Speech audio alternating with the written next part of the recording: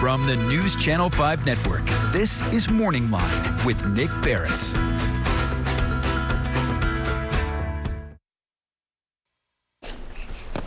Good morning, everyone. Thanks for joining us on MorningLine. I am Nick Barris. It is Tuesday, and we have a good show on tap for you. This is something that's a show we try to do every year, except sometimes there's pauses if you have a pandemic.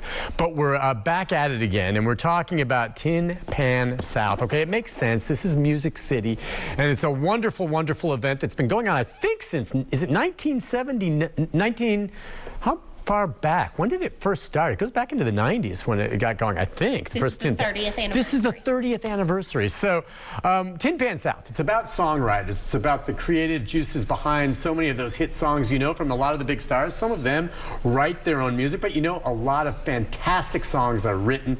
And Tin Pan South is a wonderful event that runs the festival, I guess, through March 29th to April 2nd. And we're going to talk about that this morning with a team of songwriters to kind of talk about how it is and what they do and how they make a living doing this. And we can take phone calls, and we also have, you know, folks with the Songwriting Association to get into. I want to share with some of you, because I know there's a bunch of people out here in Music City that move here, including someone right down in our newsroom who's one of our editors, talented guy. They're here not because they want to edit at News Channel 5. They're here because they want to try to make it in the music business. And there's so many talented people out there, and the fact is, at least from my observation on the outside looking in, is that there are a ton of talented people that never get a break. And frankly, there's some crappy people that make it, okay? It's just the truth. What does it take to make it in the industry? We can get into some of that as well. And as I said, the number is 737-7587. But we have 4 guests with us this morning, which is fantastic. 2 of them are joining us by Zoom. Let me introduce you to them. I've got bios and everything, so because I've met them all kind of for the first time today. Jen Schott's with us. She's here in person. Good morning to you, Jen. Good morning. Thanks so much for having me. It's good to have you on. You're a songwriter. Yeah, I am. There's a long list of things. Your songs have been recorded by artists Tim McGraw, Rascal Flatts, Eli Young Band. She would be a successful songwriter. Also with us is Jennifer Turnbull. Nice to have you on. Nice to be here. She is Senior Director of Operations for the National Songwriters Association International and the Festival Director for Tin Pan South Songwriters Festival. Yeah. You had to be here today. Absolutely. Okay, I'm honored to be here It's today. good to have you on. Also, 2 more songwriters joining us by Zoom, and both of them also very accomplished. Phil Barton there. Good morning to you, Phil. How are you? Morning. I'm amazing, thank you. Now, you see that accent? Coming Where to is you it from Boston It's today. from Australia. You're Australian, Well, right? I sure am, from the land down under. It's good to have you on. Written a number of songs for a lot of stars over the years. It's good to have him on. Steve Bogart as well. Good morning to you, Steve. Good morning. Steve, Nice to be you've here. written 10 #1 country songs, including, among others, George Strait's Carried Away, right? That's correct. If you write a song like that, are you rich for life? No. Okay. But it can be You're rich for a lucrative. minute. It's okay, right? We're going to talk more about how songwriters make money in this business.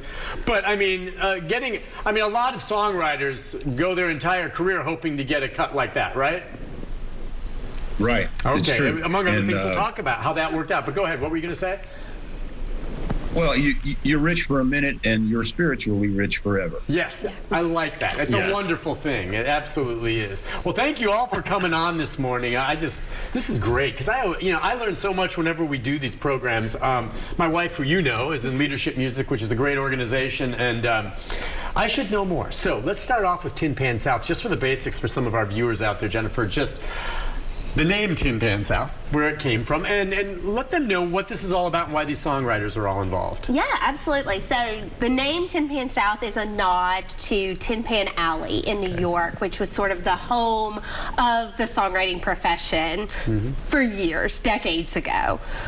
Now I feel like Nashville is the home of songwriting, and so, you know, we refer to this particular week as Tin Pan South as a nod to that. The festival is actually a fundraiser for the Nashville Songwriters Association International, which is the organization that I work for and that Jen and Steve are on the board of. And it is an organization that was founded 55 years ago now, I believe, that Our main mission is advocacy. So you were talking about Advocacy for songwriters? Absolutely. So you were talking about how songwriters get paid. We work on all kinds of things based on that. We passed the Music Modernization Act a few years ago that changes how we get paid on digital platforms.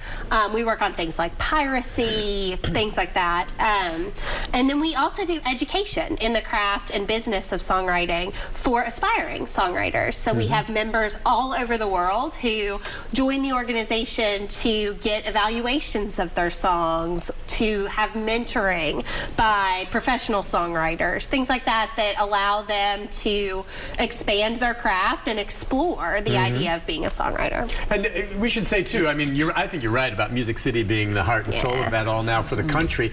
But it's not just country music for our viewers. Let's be real clear on this. There are songwriters here for all types of genres, correct? Absolutely, yeah. Tin Pan South is all genre. You'll hear everything from country to bluegrass to contemporary Christian to pop to hip hop. There's a little bit for everybody. Okay, which is wonderful. I think that there's so much to have. And as I mentioned, again, March 29th to April 2nd. We'll talk more at the end of the show about how people can go about getting tickets and getting involved. Let's talk to the songwriters too. And you jump in too. We've got. Are you a songwriter? I'm not. Okay. I'm not. But you're a music lover. I'm absolutely a music lover, and I'm in awe of the amazing people I get to work with every day. Incredibly talented people. All right, so Jen, let's start with you. Kind of. I mean, maybe just give us a little background about how you became the songwriter, what it took for you to get to where you are right now. I'm going to ask the same question for you two gentlemen as well. And you may have different approaches to how you came about it, but I think that's very interesting for people. Yeah. Like, kind of, what was it? I assume you always loved music. I've always loved music. So I grew up in a very musical household. Okay. My father was a professor of woodwinds. My mom is a flutist. So music was just always a huge part of my life. But I grew up in a small town in Kansas. I had no idea that songwriting was a profession. I wrote songs. I just didn't know that there was a place for it. Yeah. As I grew up, as I got out of high school, my summer job was working at a country radio station in my hometown. Awesome. It made me fall in love with the genre.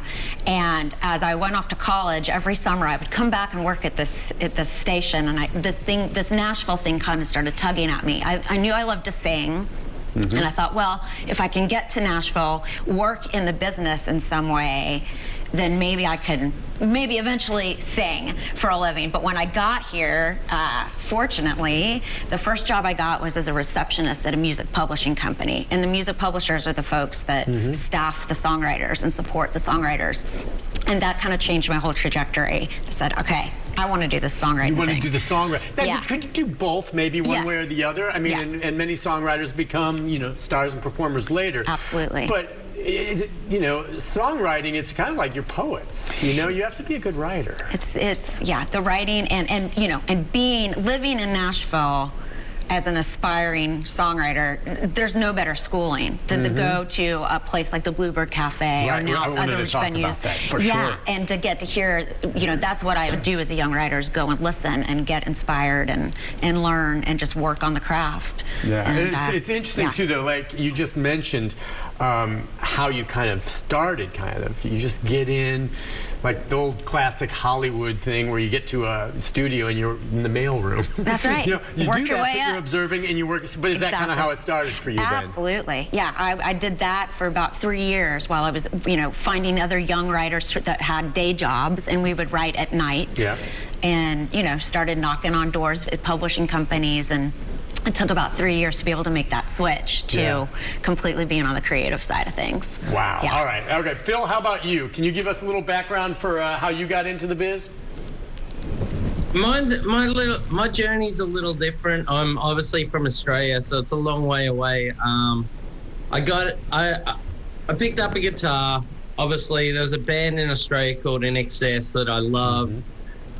I watched them go all the way to #1 in America, and from that moment on, being a 13-year-old, all I dreamt about was writing a #1 song in America.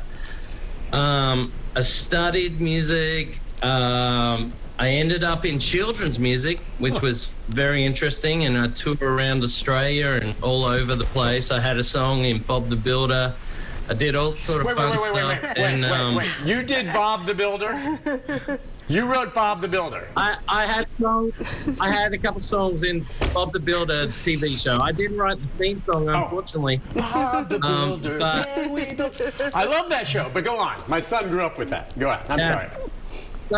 So I ended up in the wonderful world of children's music and did 87 records before I eventually fled to America and started writing songs in this town and just getting inspired by all the people and things like Tin Pan South were part of that journey where I'd get to watch these mega writers do their songs, and it was so amazing. And all I did was write song after song after song, and finally for me, my journey ended up getting a publishing deal, meeting some great people, and I finally got that hit song, you know. So that kind of led to this wonderful world of where now I get to write songs every day with amazing people like Steve and Jan, and you know, all the people you'll see in Tin Pan South. Really, that is awesome. It's a beautiful life. Yeah, it just shows. I mean, the diverse background. How about you, Steve? Can you share a little of your background? Well, sure. It's a little different as all our backgrounds are. I never had a job. I had a band when I was about 12, and the lead singer sucked, so I started singing. And then we were playing a TV show on a local station, not unlike Channel 5. And the producer of the show, it was a show called High Time. It was sort of like a Dick Clark dance thing. And the producer said, you know, you'd really help yourselves if you had some original songs and didn't just play covers. So I started writing songs when I was about 14 or 15. Then got a publishing deal with Atlantic Records. I moved to Memphis, took the band on the road. I moved to Memphis, got a publishing deal with Atlantic Records, and worked with Jerry Wexler and Tom Dowd in Miami at Criteria.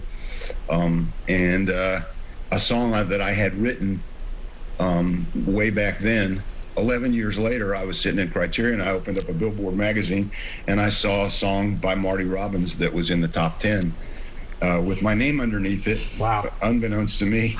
So I called the producer, and he said, "Yeah, man, I've been trying to get a hold of you. I didn't know you were in Miami." And I said, "Well, let me know what's going on." So it won a BMI award, and my lovely wife said, "You know, you call yourself a songwriter," because I'd had record deals and I'd done different commercials and jingles and that sort of thing in Miami, and we were doing okay. She said, "You call yourself a songwriter, but we don't live where songwriters live. Songwriters live in Los Angeles, New York, or Nashville. So let's move." So we just took 8 rooms of furniture, a 4-year-old and an 8-year-old, big wheel strapped on the back of a U-Haul, and headed for Nashville. And it's been pretty good to me. Tell you what, that guy, like a lot of you're living the dream, because what I said, he started off by saying was, "I've never had a job." What's your life? Never had a real job. That's pretty cool. My son used to go to school. My son used to go to school, and his little braggy thing, instead of "my dad can beat your dad," he'd say, "My dad doesn't have a boss." Yeah, that's pretty good. Be your own boss. Listen, we're going to take a break, and that was great, guys. When we come back, we'll talk more, just maybe about how you come up with the idea and how you put, you know, the words to paper to get that song going, how to pitch it, and then, you know, also want to talk a little bit more. They're living the creative world, okay, but there's also a business aspect to it as well, and maybe how they cross over and deal with that as well. So, and we can take a call or two if you'd like, 737-7587, or sit back and listen. We'll continue our conversation right after this. Stay with us.